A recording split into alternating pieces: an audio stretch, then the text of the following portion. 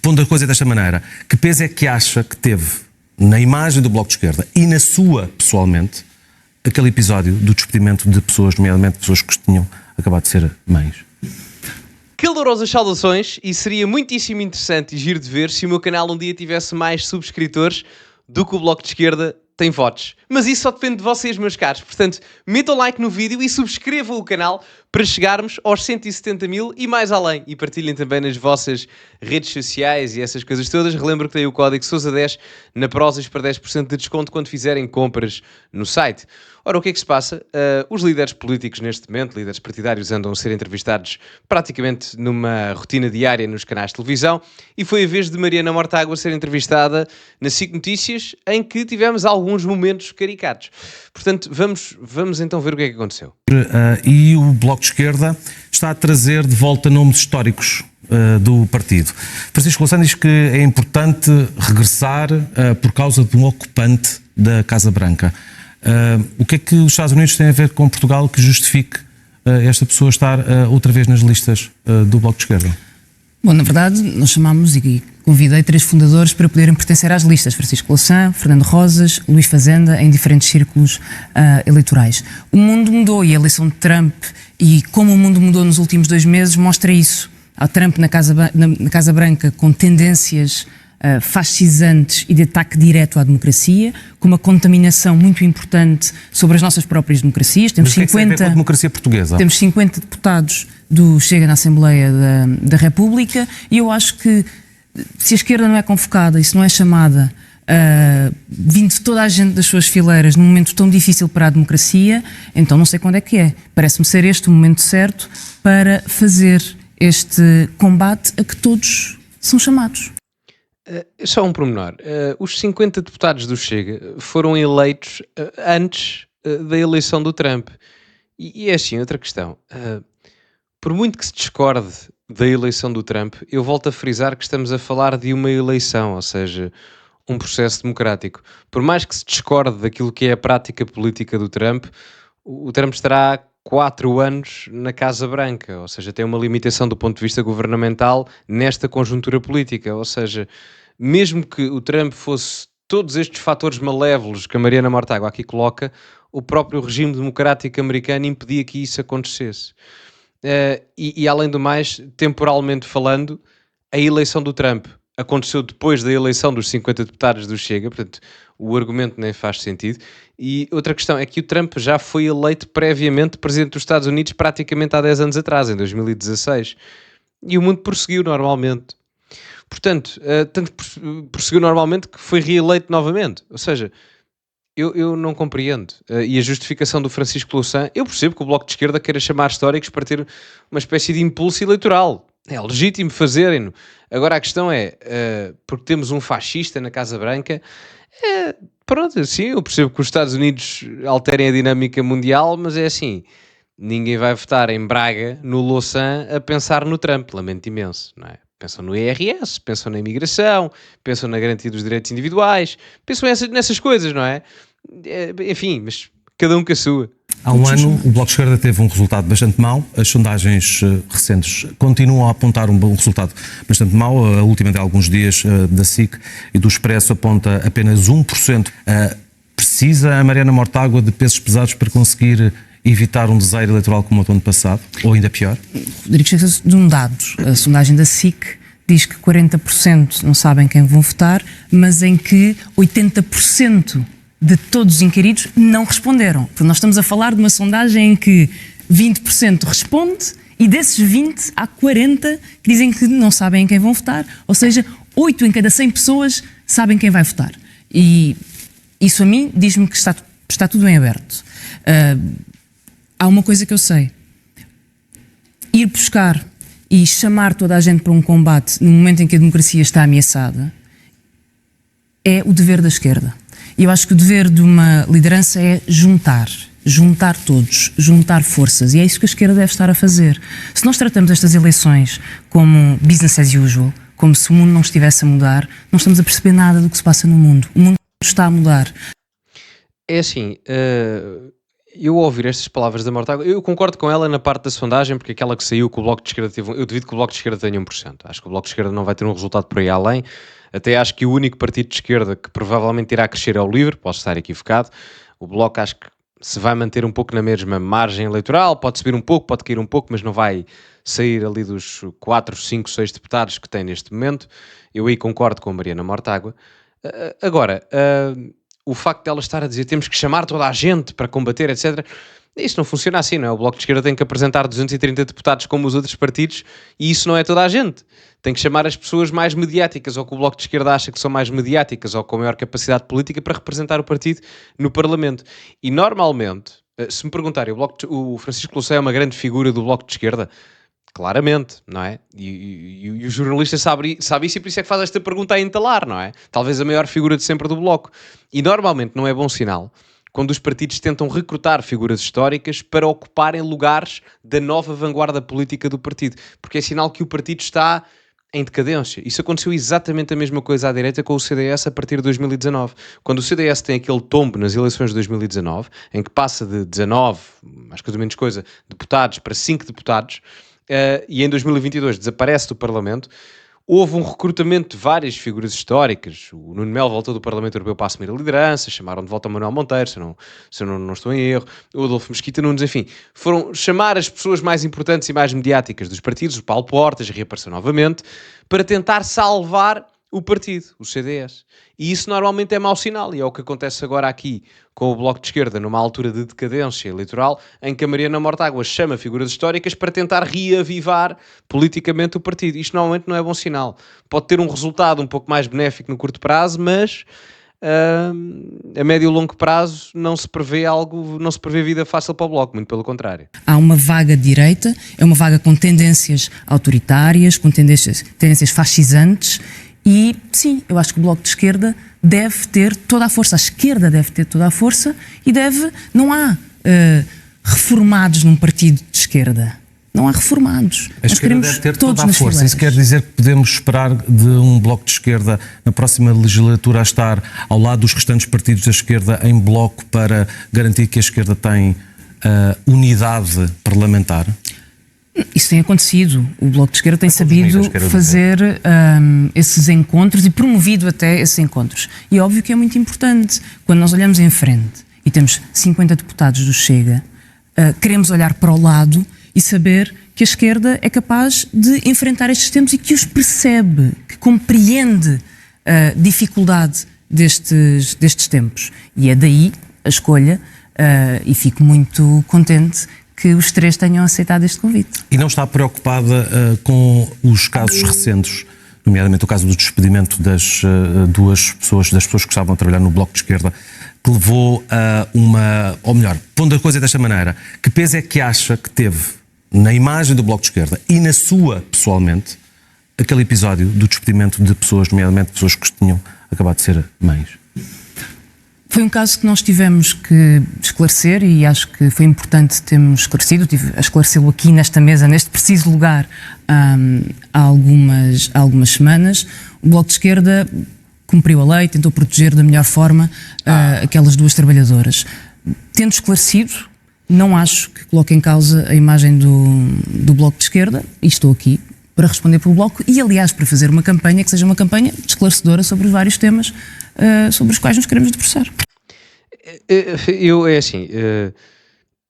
A Mariana Mortágua estar a dizer isto desta forma, agora acho que até lhe fica mal, quando ela naquela conferência de imprensa, que depois se começou a rir, não se riu, mas aquele riso nervoso dela no final, quando disse erramos, errar é humano, coisa mais ou menos assim, e vir dizer isto depois, não sei, esta expressão facial dela até parece que nem ela própria acredita no que está a dizer, no sentido em que ela não diz que não fizemos nada de mal, mas não foi nada ilegal.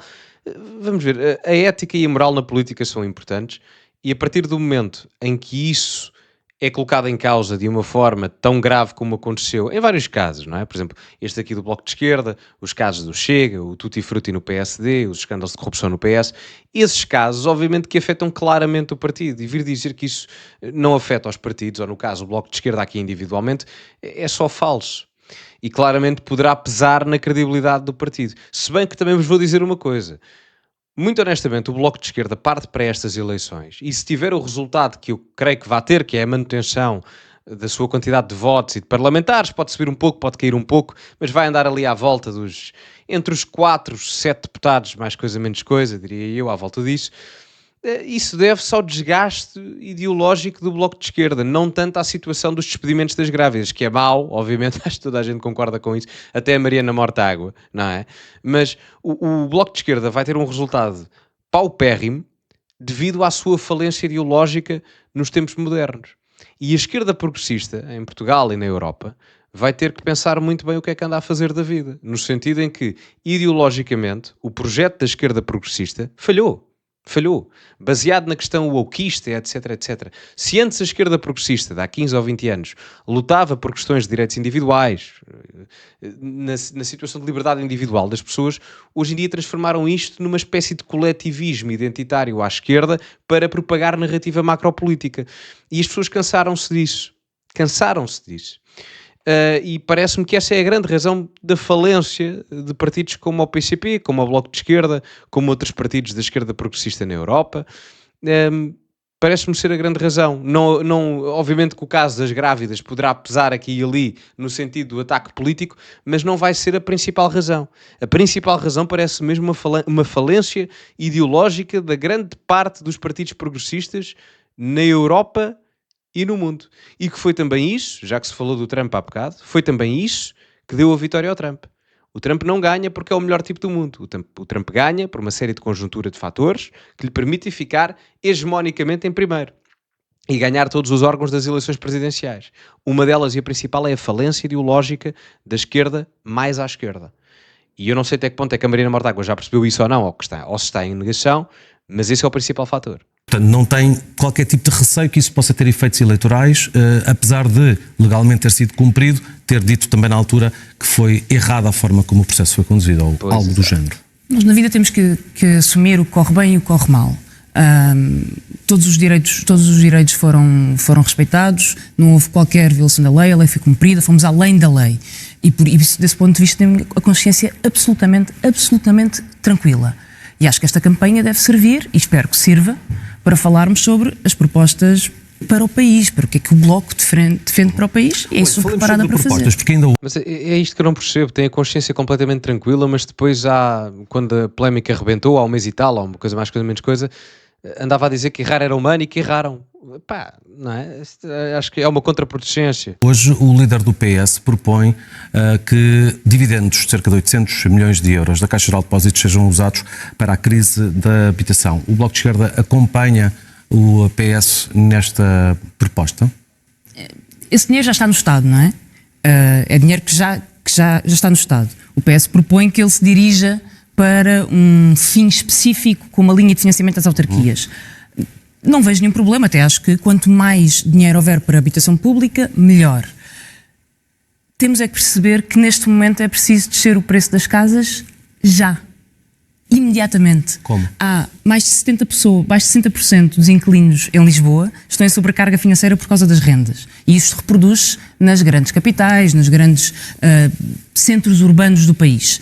Há uma proposta muito simples e que permite baixar já o preço das casas, que é impor tetos máximos às rendas. Quer dizer, nesta zona, com uma casa com estas características, há um preço máximo que não pode ultrapassar este valor. Ou seja, isso na prática, para percebermos exatamente o que é que essa proposta poderia querer dizer, isso na prática implicaria que um T1 que custa 1.200 euros em Lisboa, estando implementado assim, de repente o senhorio perderia X para, hipótese, 800, 700 euros. De um momento para o outro, é isso? Isto tem sempre a ver de lado é que vemos as propostas, não é? Não, porque tem que se ver dos dois, não é? E antes de deixar terminar aqui o raciocínio, quero só dizer aqui uma coisa, que é o controle de preços, por norma, exceções à parte da regra, não resulta bem.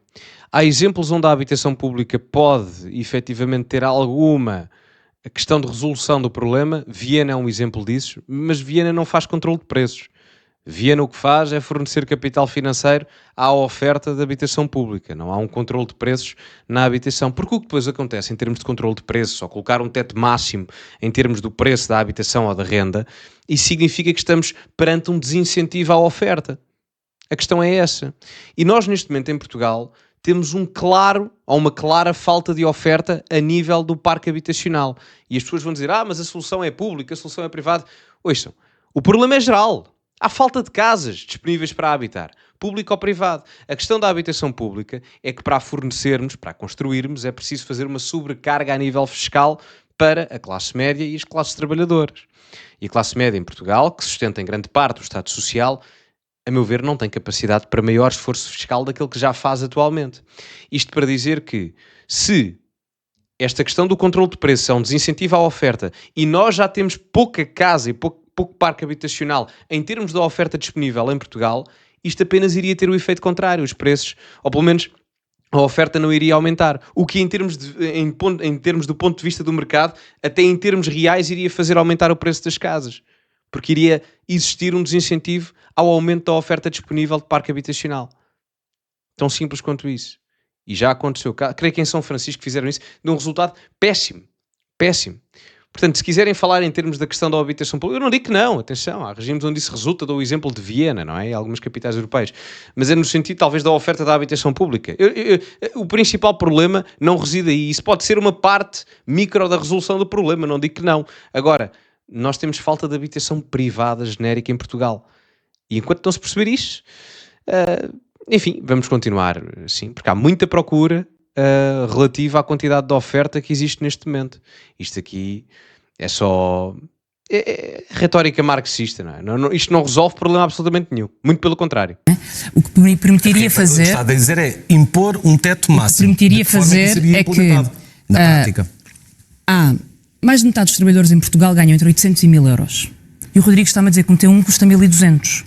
E eu estou-lhe a responder que isto não permite que ninguém tenha uma casa em Portugal, e é por isso que as pessoas que trabalham estão cada vez mais a viver na rua, estamos a voltar às barracas, a viver em tendas em cidades, a viver em casas insalubres. Nós temos um problema, sim, uma crise a questão para é como resolver. É que implementava aquilo que dizia descer já o valor e aplicar um teto máximo. Com tetos máximos. Mas que de forma é que isso era concretizável? Há limites já estabelecidos e padrões já estabelecidos no Porta 65 que indicam e que têm valores indicativos para as rendas de acordo com a tipologia das casas, a localização. Mas isso é para financiamento do apoio aos jovens, certo? Mas a questão é que a Mariana Mortágua aqui diz ninguém consegue comprar um T1 em Portugal. Não é em Portugal, as rendas são muito mais baratas fora de Lisboa do que propriamente em Lisboa. O que isto vai fazer a longo prazo, escreva o que eu vos digo, é exatamente o oposto do que aconteceu nas últimas décadas. Se nas últimas décadas nós tivemos um êxodo rural, em que as pessoas saíam das aldeias, das vilas, do interior, etc., para virem para a cidade, garantidamente, porque o mercado funciona assim, vamos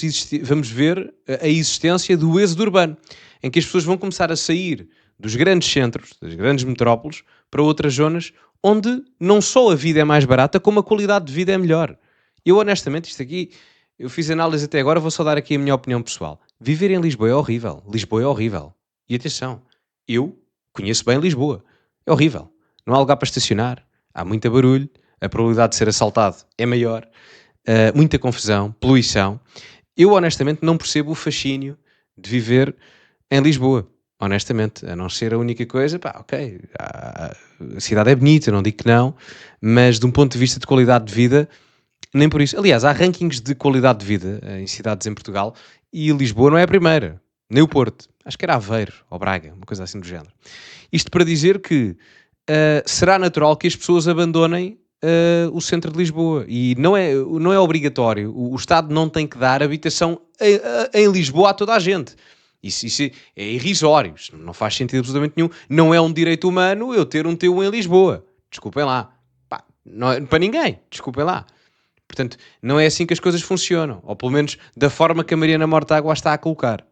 Nós podemos regular o preço, nós podemos dizer que numa zona o preço não deve ultrapassar X, nós fazemos na eletricidade, podemos fazê-lo nas rendas como uma medida de emergência, que aliás tem outra vantagem. Que levaria a esta conclusão que eu estava a dizer há pouco? Levaria o preço das casas a descer, sim. Portanto, de um momento para o outro. E o que é que fazia às pessoas que têm empréstimos feitos, por exemplo, para casas que servem para investimento? Essas pessoas iriam estar a perder dinheiro e isso não haveria problema para o Bloco de Esquerda? Não me parece que essa seja a maioria dos casos. De todos, de todo. Nós estamos a falar de rendas especulativas, de rendas que ultrapassam em muito os salários, o que é razoável, o que as pessoas conseguem pagar. E o benefício social, que é nós podermos dizer que um pai consegue pagar uma casa a um estudante e que uma família com 30 ou 40 anos não tem que dividir um quarto, ou não tem que gastar 80% do seu rendimento numa casa, que é a maior condição de pobreza em Portugal, é um benefício social do qual nós não podemos abdicar. Não podemos. E quem disser que consegue descer o preço das casas sem impor limites, sem dizer que há um limite para a especulação, na Alemanha existe. Na Alemanha há um conceito chamado renda abusiva, renda especulativa.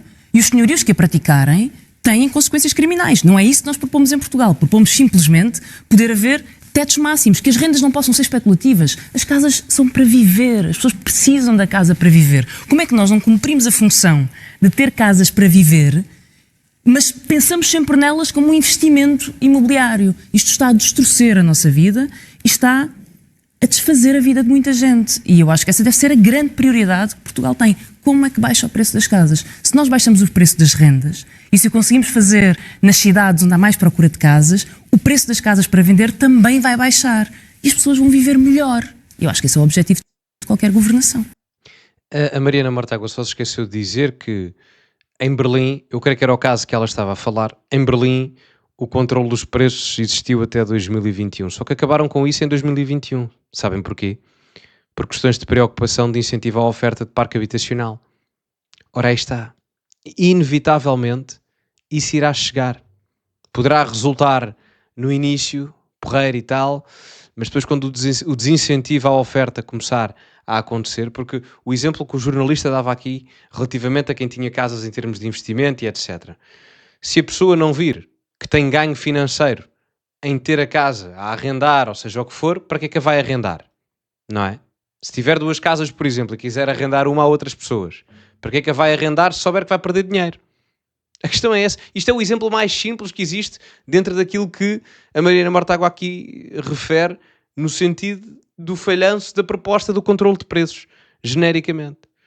Mas enfim, se querem falar da habitação pública, pronto, até podemos ter uma discussão no sentido da habitação pública e de fornecer capital financeiro dentro da visão do Estado social para a habitação pública. Isso é muito mais legítimo e muito mais execuível de um ponto de vista positivo do que propriamente andar a controlar preços.